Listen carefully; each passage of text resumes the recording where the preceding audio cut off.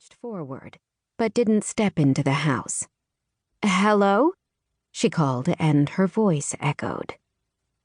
The entry was devoid of furniture. Olivia had told her Logan's brother had recently returned to Crimson, so maybe he had furnishings for his home on order. She hoped his purchases included a porch swing. A sound reached her from the back of the house, another curse and a child crying. She bit down on her lip and grabbed her cell phone from her purse, intending to call Olivia and Logan for backup. But the crying got louder, followed by a strangled shout of, "No," and Millie charged forward, unable to stop herself. She came up short as she entered the back half of the house. Rays of sunshine streamed through the windows, lighting the open family room as well as the kitchen beyond. Her gaze caught on the family room. Unlike the front of the house, the room looked furnished, although it was hard to tell because dolls, stuffed animals, and an excess of pink plastic covered every square inch. It looked as if a toy store had thrown up all over the place. Did Jake Travers really have only one child? There was enough stuff here to keep a whole army of kids busy.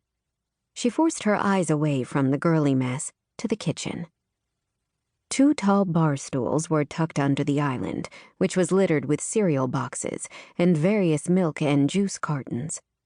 A mix of what looked like chocolate milk and grape juice spilled over the counter onto one of the stools and the tile floor, soaking a pile of soggy Cheerios from an overturned bowl.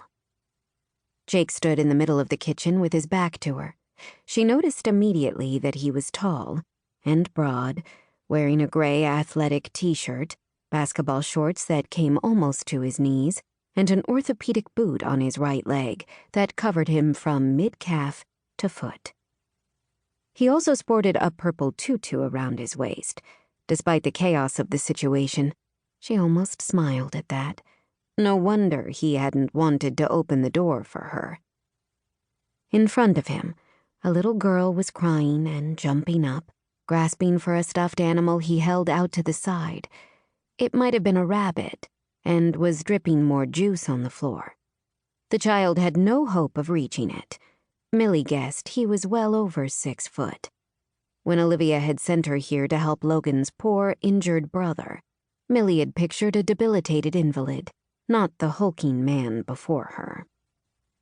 She almost backed out of the room and fled, but at that moment the young girl's eyes met hers.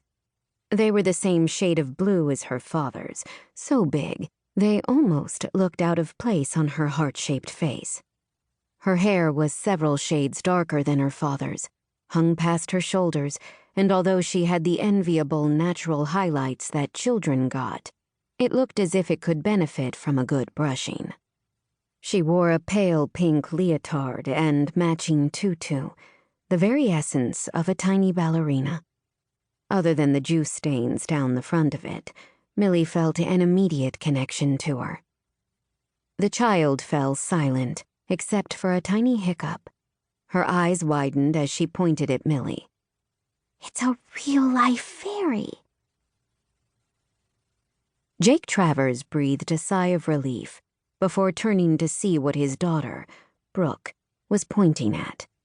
He hardly cared if a real-life fairy was standing in his house. It had stopped Brooke's crying, and already the pounding in his head was starting to subside. But it wasn't a fairy staring at him from the far side of the family room. The girl he'd tried to chase away minutes earlier held up a tentative hand and waved at him. Not a girl, he realized now. She was a woman, a tiny sprite of a woman, but the morning light silhouetting her body revealed the soft curves underneath her flowery, flowing dress. "I'm Millie," she said, nodding, as if willing him to understand her. "Millie Spencer. Olivia's sister? She and Logan sent me over."